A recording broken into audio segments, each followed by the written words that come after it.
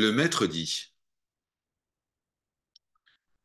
quand le monde n'existe pas par lui-même, alors où est je? Où es-tu?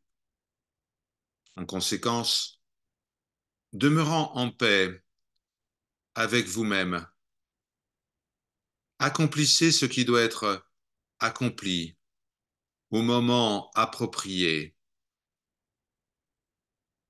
Tout cela est Brahman. Brahman est la paix.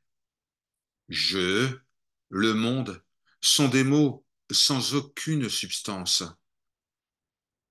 Lorsque l'absence de substance de ces mots est réalisée, alors ce qui était vu comme le monde est maintenant compris comme étant Brahman, la conscience. L'idée d'un Dieu créateur du monde, Brahma pour la tradition védique, est une pensée, un concept. Il en va de même pour moi-je, dans la compréhension juste de la réalité du monde et du moi-je, repose l'attachement et la libération. La notion de moi-je fait émerger cela, fait émerger l'attachement et la réalisation. La réalisation qu'il n'y a personne est la voie royale vers la pureté, vers la liberté, l'attachement, la réalisation sont des concepts.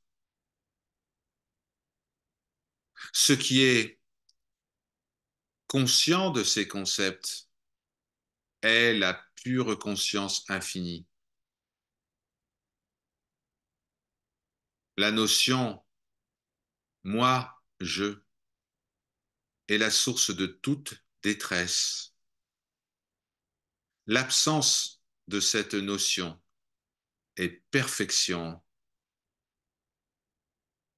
Réalisez que vous n'êtes pas cet ego et demeurez dans la pure conscience. Lorsqu'une telle conscience émerge, tous les concepts se dissolvent.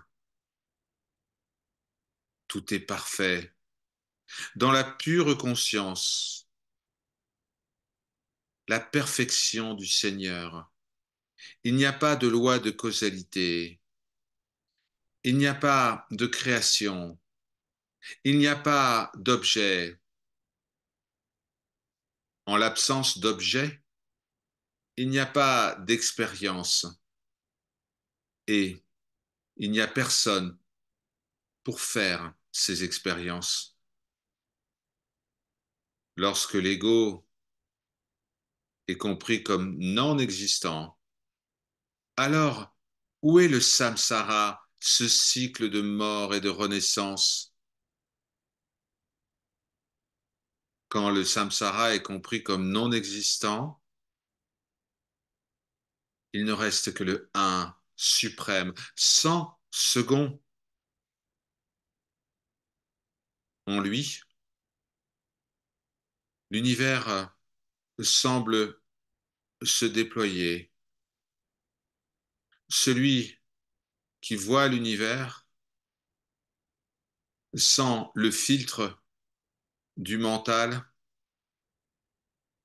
et sans aucun concept à ce sujet, eh bien celui-là seul voit la vérité. Une telle vision est parfois appelée nirvana.